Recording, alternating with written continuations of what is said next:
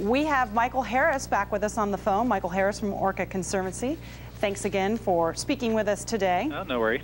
We just heard from some of our viewers, and it's interesting because people are really torn on this. There are some people who say nature should take its course. This is absolutely wrong to be holding Luna in a pen for a week. And other people say it's a good thing that that this whale is, or this orca is not, in fact, you know, going back to its pod, and that something does need to be done. I think the fundamental thing right here is the fundamental assumption is correct, that you don't mess with nature. I mean, if you see a solitary orca, or if you see any solitary animal, you generally leave it alone. That's just a good measure of But people reason have not been leaving Luna alone. Exactly Correct? the point, which is why we jumped in, is because people were not leaving the whale alone. Nature was not taking its course, and the animal was being exploited by people who wanted to go out and have a shamu experience, or just to go out and, and experience this wild animal without having to pay $28 to go into SeaWorld. So we got concerned, we got involved, and the bottom line is, ever since we got involved, we've been in step with the First Nations and saying, let the whale make its own choice. If it does need to be reunited with its pod, then he'll decide for that.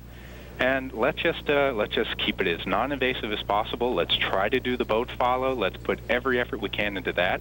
And we tried, and the window was closed, I guess, on that.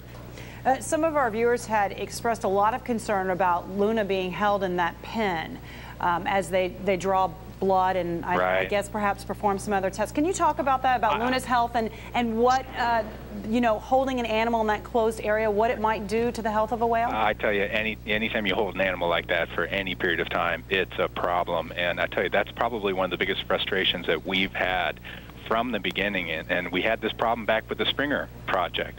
And we pushed 2 years ago with Springer to do the blood draw in situ, in the water, without taking him or her into a sea pen and then wrangling and drawing blood that way. And you've seen the pictures. I mean, it's not impossible. It's very, very conceivable, especially with a vacuum blood draw, to actually get that blood out of the orca without having to contain him and put him into a pen. And now what's going to happen, the only reason why he's going to have to wait in that horrible little sea pen for a week is because the blood needs to be sent to Oklahoma. He needs to get a clean bill of health, and that needs to come back to Nootka Sound. They need to get the word that he's okay.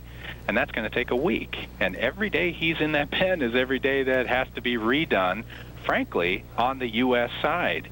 Once the post-release happens, that whale is going to probably dart right over to Hind Bank and right into U.S. waters off the west side of San Juan Island. And now it becomes a NOAA fisheries problem.